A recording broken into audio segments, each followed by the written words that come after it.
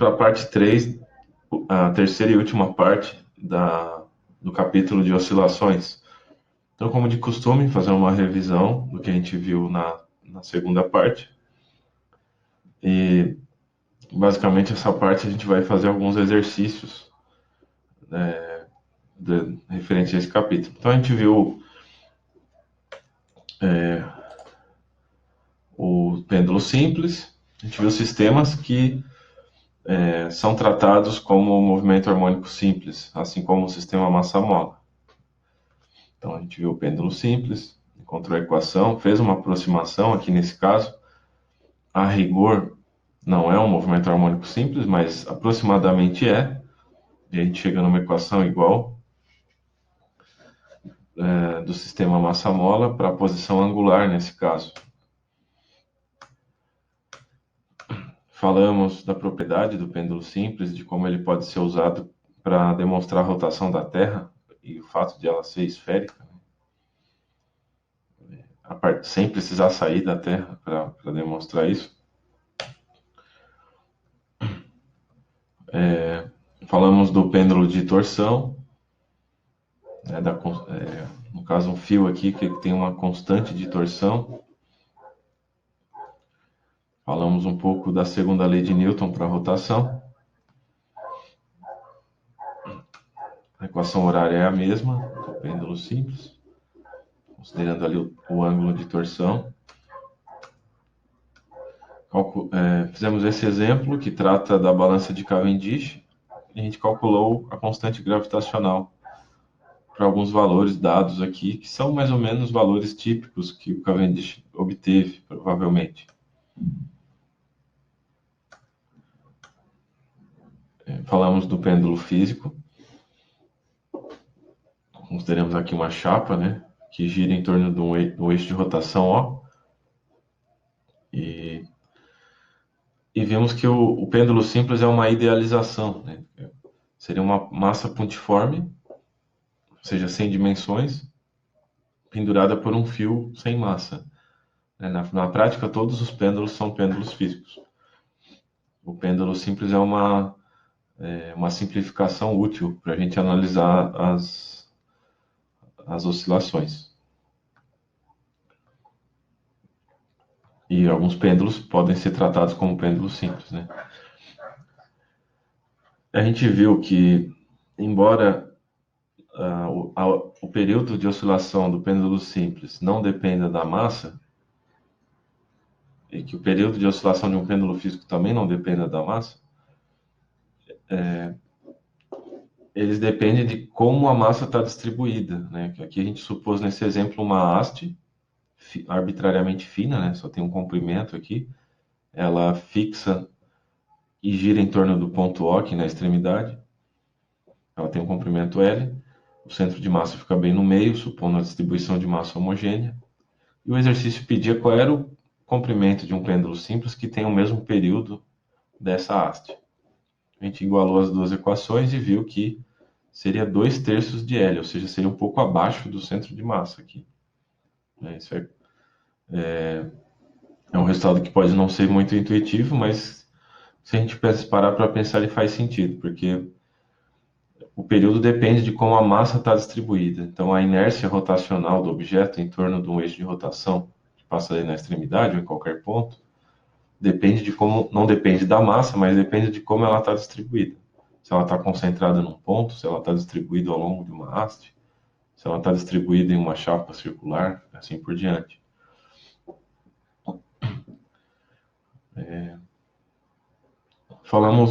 A gente definiu um ponto que seria o centro de oscilação, né? Seria o ponto da haste que se comporta como um pêndulo simples. E a gente viu que esse ponto tem uma propriedade interessante. Uma força aplicada nesse ponto não é sentida a reação no ponto O. Né? Não gera força de reação aqui nesse ponto O. Não é sentida a reação aqui. É o ponto, em geral, que os rebatedores no beisebol tentam intuitivamente acertar com a bola. Né? É um ponto onde ele consegue uma eficiência maior na rebatida. Falamos do oscilador harmônico amortecido, né? No caso que há atrito, a amplitude diminui com o tempo e o período de oscilação fica um pouquinho menor, né? Aqui a frequência, esse termo está relacionado à frequência da oscilação. No caso de não haver atrito, esse termo aqui era zero, né? Você tinha esse valor aqui. Agora, quando há atrito, a frequência fica um pouquinho menor daquele tanto ali. Esse tanto aqui diminui um pouco a frequência. E a amplitude cai exponencialmente, né? Falamos do oscilador forçado. É um oscilador que ele é forçado a vibrar com uma frequência externa arbitrária, que a princípio não tem relação com a frequência natural de oscilação do sistema massa-mola. Essa frequência externa pode ser controlada, né? Por exemplo. E no caso de você ter uma frequência externa próxima à frequência natural de oscilação, você vai ter amplitudes cada vez maiores aí, né? Amplitudes grandes. A gente viu que isso é importante em diferentes situações. Bom, agora é a parte em que a gente começa a falar de coisas que não falamos na aula anterior. Seriam os exercícios. Aqui a gente vai ter o exemplo 5, o 6, o 7. O 8 vai ficar como tarefa, valendo aquele pontinho, aquele 0,25 na próxima prova. E o 9. Vamos fazer do 5 ao 9, com exceção do 8, que fica de tarefa. A tarefa a ser entregue até quinta-feira da semana que vem.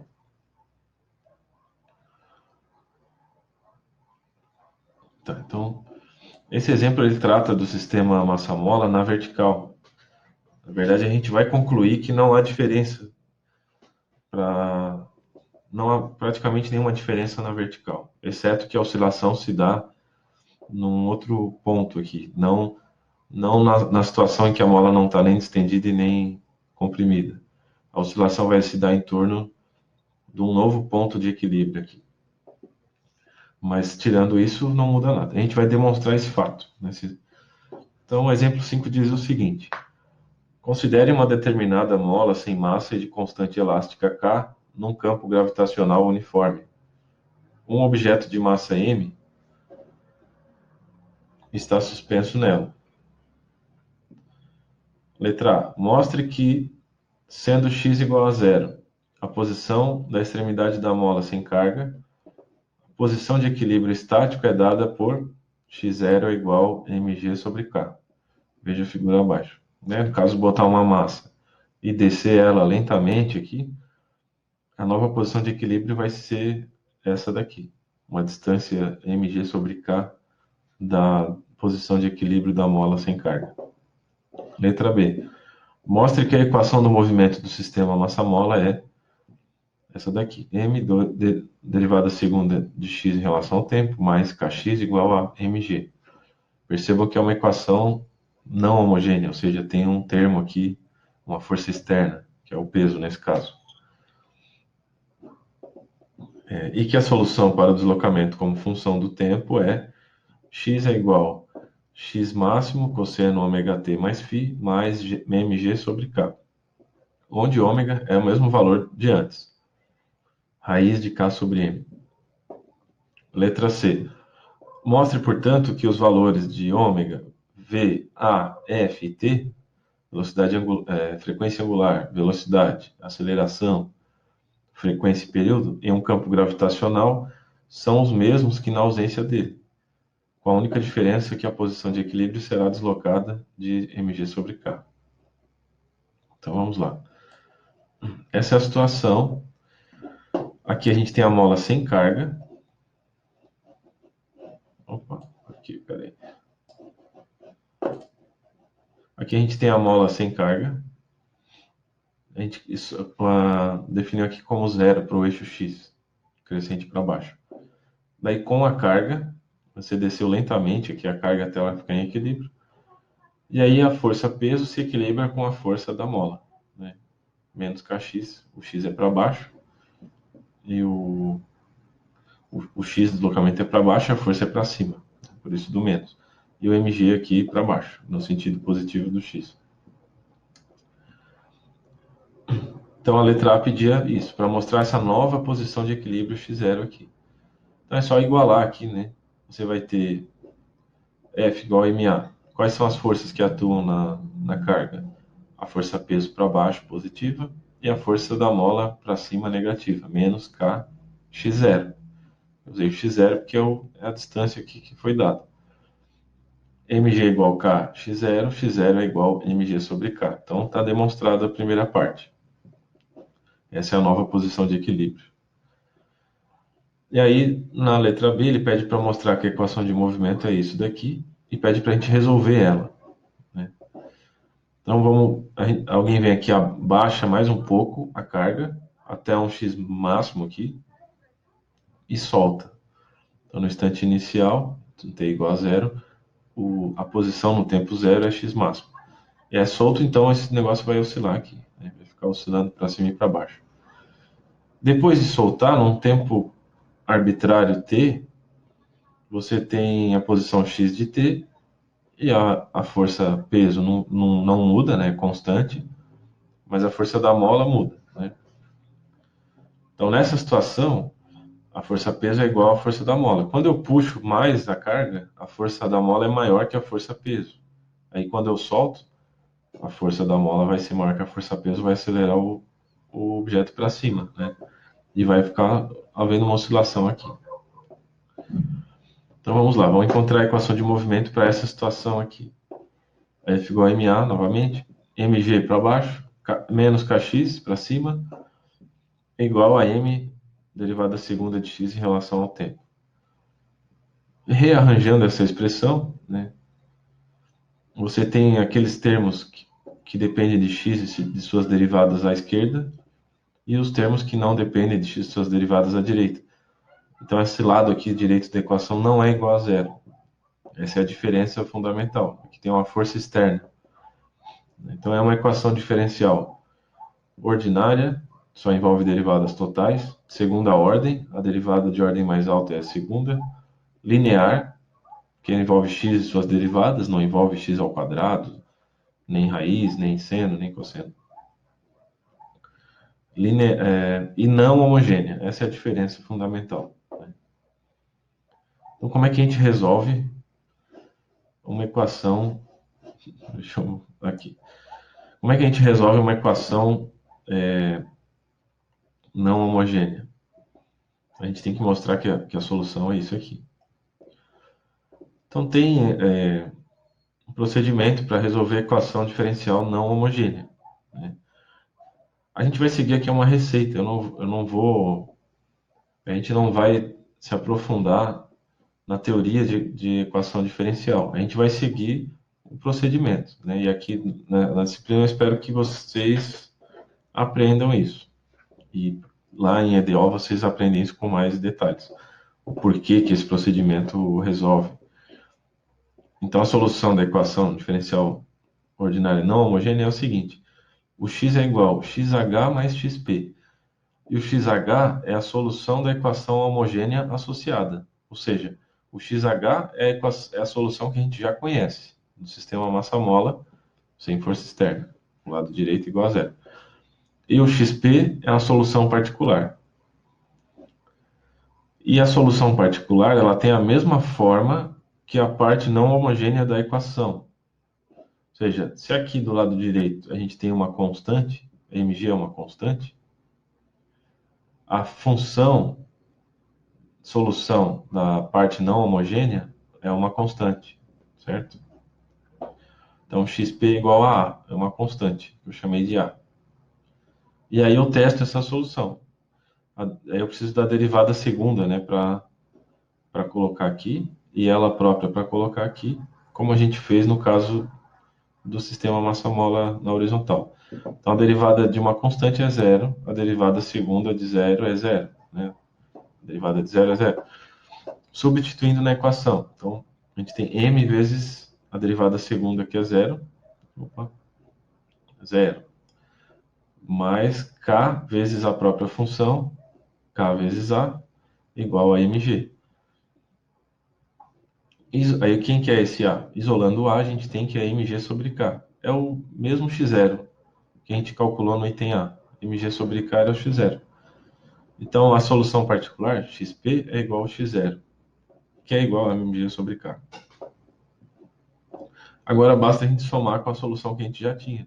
Então tá aqui, tá demonstrado. Essa é a solução da equação, né? Essa é a solução da equação homogênea associada, ou seja, do sistema massa-mola quando não há força externa na horizontal, somando com a solução particular que a gente acabou de encontrar, que é o x0, e o x0 é mg sobre k, está aqui. Então está demonstrado.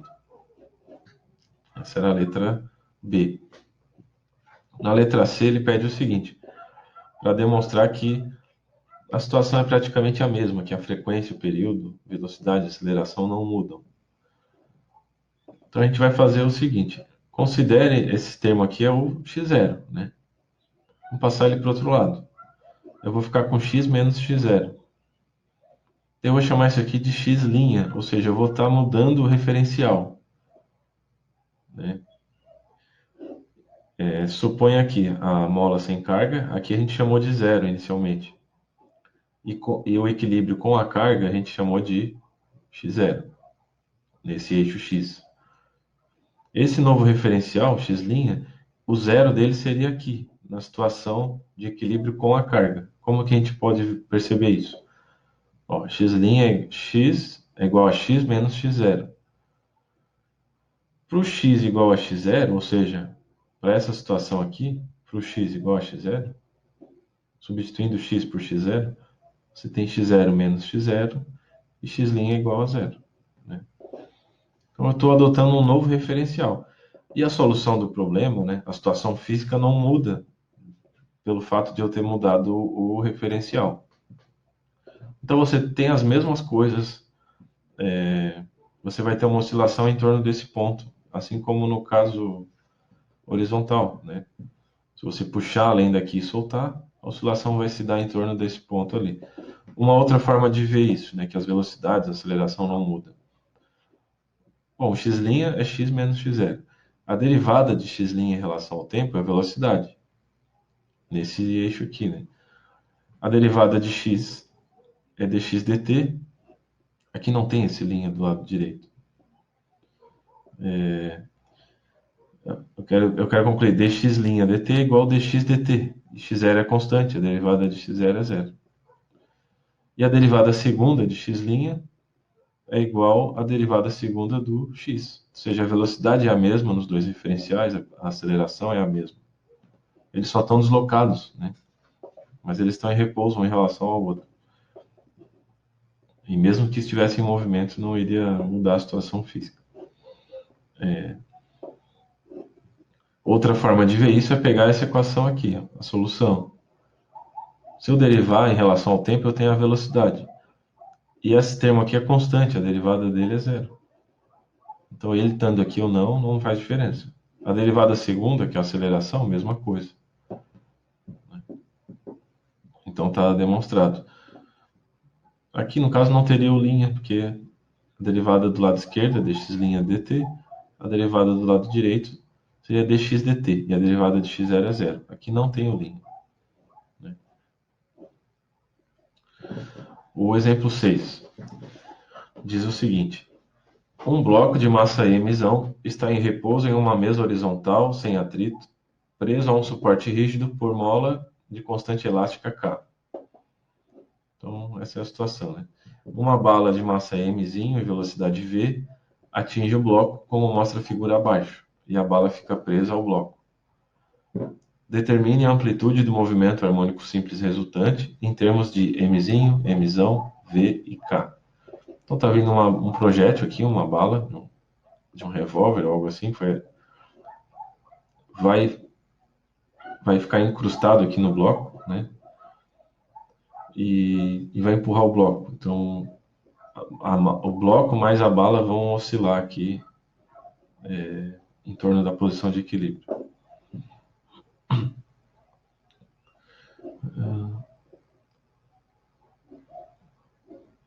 Fica preso ao bloco, isso. Então, essa é a situação, né?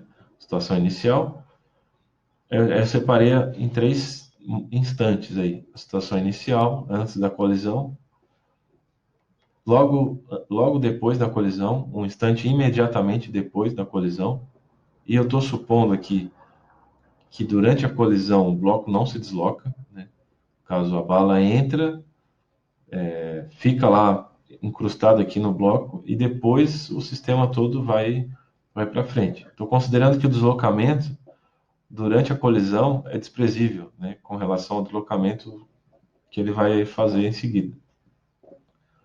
E a situação final seria na, na maior compressão aqui da mola, né? O bloco mais a bala vão para frente até empurrar a mola ao máximo. Ou seja, a situação que o bloco mais a bala estariam em repouso. E eles andariam aqui de uma distância que é o x máximo, que é o que pede o exercício. Por que eu separei nesses 3 momentos aqui?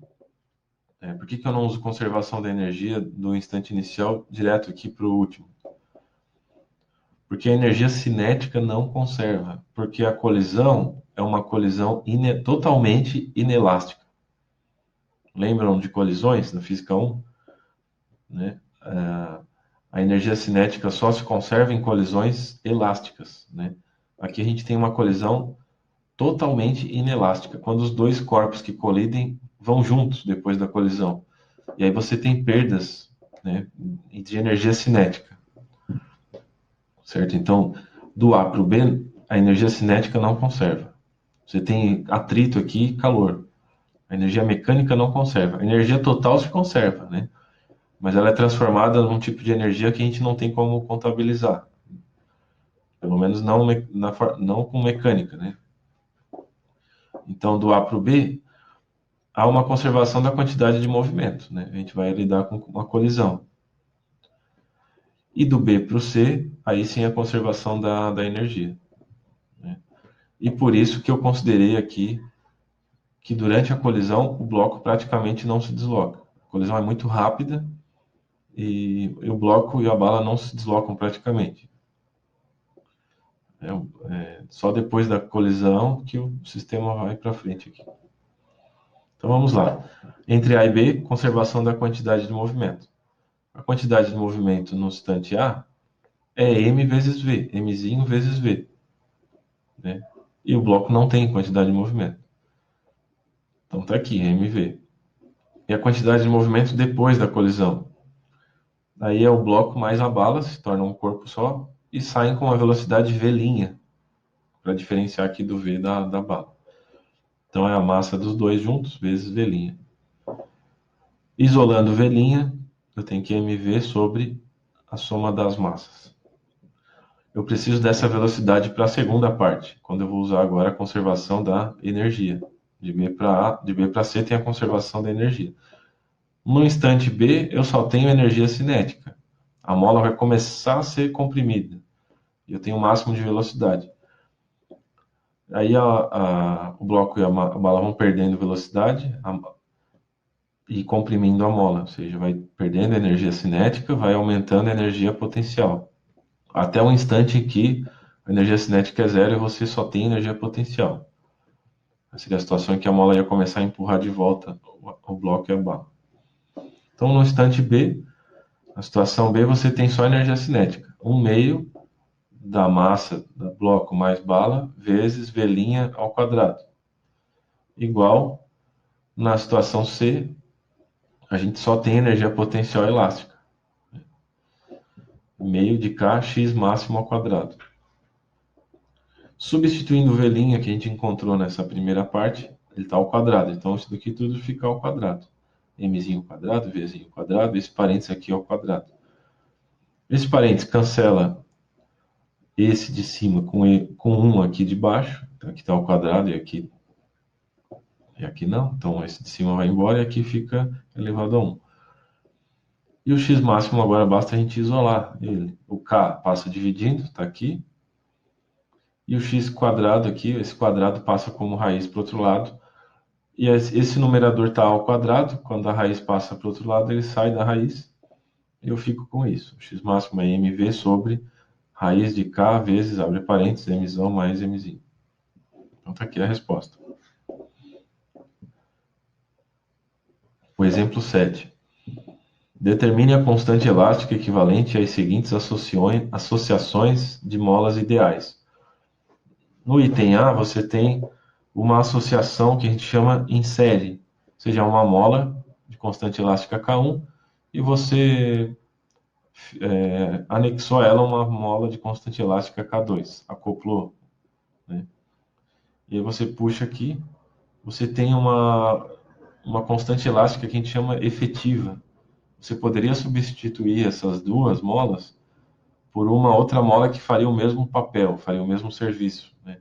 Que teria a mesma resistência de ser puxado. Ou você pode associar as molas dessa forma. A gente chama essa associação de associação em paralelo. Elas estão paralelas aqui. Então, você pode prender aqui uma armação de massa desprezível e puxar aqui, né? Aí você também tem uma associação das duas. Você também poderia substituir essa associação por uma mola de uma constante elástica efetiva, que faria o papel das duas. Então, como encontrar essa constante elástica efetiva? Vamos fazer o primeiro caso primeiro.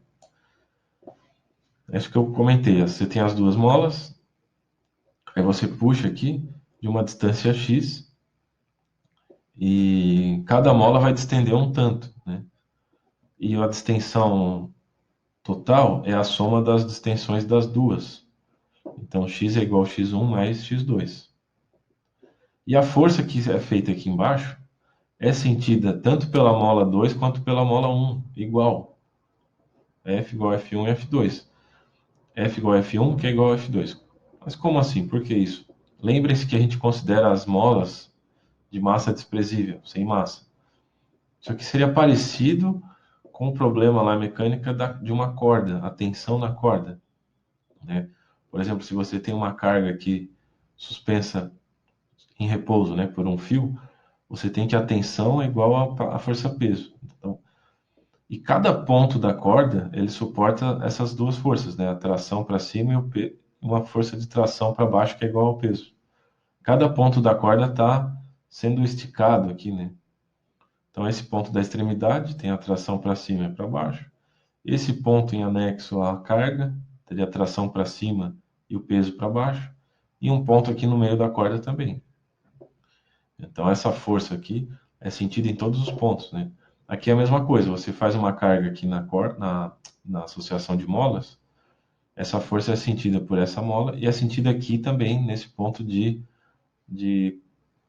contato, o ponto onde elas estão acopladas ali, né? Essa força é feita aqui na mola 2 e na mola 1. Então, as forças são iguais. E a força, supondo uma mola equivalente aqui, seria K equivalente vezes X total, né? É igual a F1, que é K1 vezes X1, que é igual a F2, que é K2 vezes X2. Substituindo aqui nessa equação da soma dos X, né? Você tem que o X é F sobre K, né? Se o F é igual a Kx, o X é F sobre K. Então, no lugar do X, você escreve a força sobre um K equivalente. No lugar de x1 é F sobre K1. No lugar de x2 é F sobre K2. Os F são iguais, como a gente comentou agora. A gente pode cancelar aqui esses três termos. Você fica com isso. Como resolver aqui o lado direito? Você precisa achar um denominador comum. Pode ser o produto dos dois, né? K1 vezes K2. Esse produto, K1 vezes K2, dividido por K1, K2, está aqui. Esse produto dividido por K2, K1, vezes 1, está aqui. Assim vai ficar a soma. E aí você precisa do K equivalente, então você inverte aqui o lado esquerdo e aí inverte o lado direito. Você fica com K equivalente é igual K1 vezes K2 sobre K1 mais K2. Esse seria a constante elástica de uma mola que faria o papel das duas, né? Teria essa combinação aqui das constantes elásticas das duas molas. Essa situação permite a gente discutir uma situação interessante. é muito comum, é muito comum o pessoal rebaixar o carro, né? E, geralmente, para fazer isso, eles cortam a suspensão. Então, você corta a mola ao meio, por exemplo. O problema é que altera a constante elástica da mola ao fazer isso, né? O carro foi projetado para ter um certo balanço. Então, quando você simplesmente rebaixa, simplesmente cortando a mola, isso altera no funcionamento da suspensão. Então, suponha aqui uma mola inteira que foi cortada, uma mola inteira de constante elástica K foi cortada, gerando duas molas, né? Duas metades, supondo que a gente cortou bem no meio. As duas constantes elásticas iguais, aqui K', né? Aqui seria o contrário, em vez de eu juntar duas molas, eu cortei uma, fiz duas, né? E a gente vai aplicar a equação que a gente encontrou agora, para a associação de duas molas. O K, né, que seria o K efetivo, é K1 vezes K2 sobre K1 mais K2. E aqui o K1 e K2 são iguais a K'. Então, em cima fica K' ao quadrado, embaixo fica 2 vezes K'. Aqui cancela o quadrado com esse K' embaixo. Você tem que K' é duas vezes o K, ou seja, cada metade fica com uma constante elástica que é o dobro da mola original. Cada metade da mola fica com uma constante elástica que é o dobro. E uma mola mais rígida, com uma constante elástica maior, tem uma frequência de oscilação maior, né? Por isso que um carro rebaixado fica pulando mais, né? Você parece que está, sei lá, em cima de um cavalo, algo assim, que fica trotando ali, né? Quando passa nos buracos. A gente pode verificar isso com essa relação. Com o K maior, o período é menor, ou seja, o tempo para uma oscilação é menor. Quer dizer que aumenta a frequência, né? O item B. Agora a gente vai trabalhar com associação em paralelo. Aqui eu faço uma força externa, né, para baixo, coloco uma carga aqui. E agora você tem que o x das duas é igual, né? O x deslocado é o mesmo do 1, que é o mesmo para a mola 2. E tem que a força feita aqui é igual à soma das forças, né? Ou seja, a mola F1 gera uma resistência aqui, né? E a mola 2 gera uma outra. Então, a força que você faz aqui é a soma da força devido à distensão da mola 1 e da mola 2 somadas. F é igual a F1 mais F2. E agora x é igual a x1, que é igual a x2. A força é K equivalente vezes x. O F1 é K1 vezes x. E o F2 é K2 vezes x. Agora os x que são iguais. Dá para cancelar eles aqui. Você fica com isso. O K equivalente é K1 mais K2.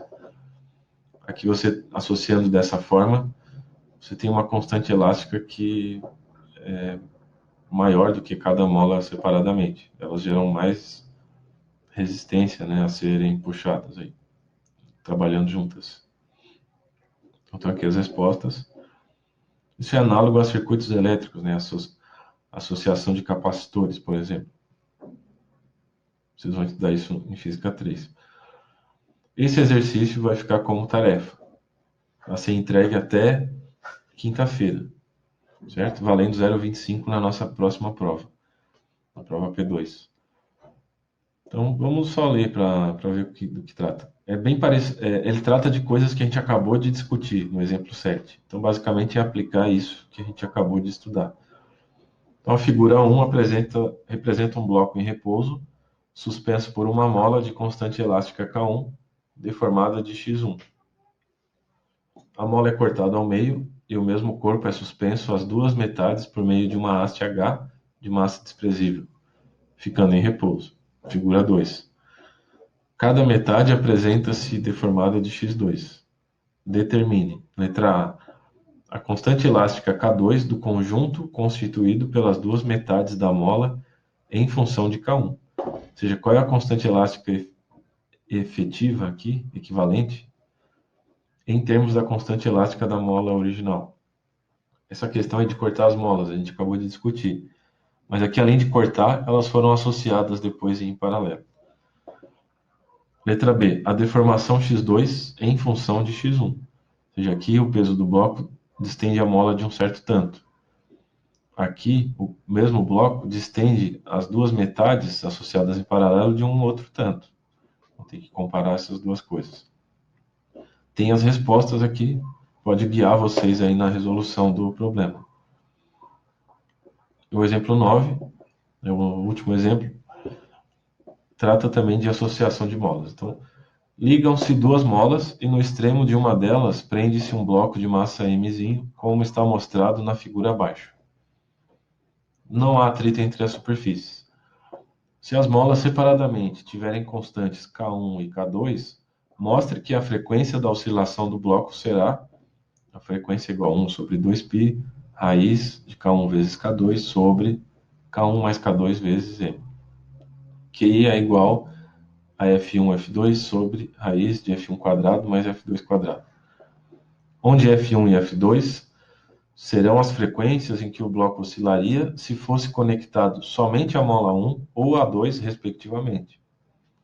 O análogo elétrico desse sistema é a combinação em série de dois capacitores. Então ele pede para calcular a frequência em termos do K1 e do K2 e depois para achar essa relação aqui. Então vamos lá. Aqui você tem a mola, as duas molas K1 e K2, e aqui você substituiria, por exemplo, as duas por uma mola equivalente, um K equivalente. A gente sabe que a frequência é 1 sobre 2π, raiz de K sobre M. Por quê? A gente sabe que o período é 2π, raiz de M sobre K. E a gente sabe também que a frequência é o inverso do período. Então, basicamente, você tem o inverso disso aqui, 1 sobre 2π, e aqui inverte os termos aqui dentro da raiz. E quem é K equivalente? O K equivalente é o equivalente da associação em série. A gente já encontrou essa relação. O K equivalente é K1 vezes K2 sobre K1 mais K2. Substituindo isso aqui, a gente fica com isso. E aqui tem uma fração sobre um outro termo. Como que a gente resolve isso? É o numerador dividido pelo inverso do denominador. Então, é isso daqui, vezes 1 sobre m. Está aqui. Então, a primeira parte está feita. Demonstra isso. Agora, a gente precisa mostrar que isso é igual a isso. Essa parte aqui. F1 e F2 seriam as frequências de cada mola trabalhando sozinha.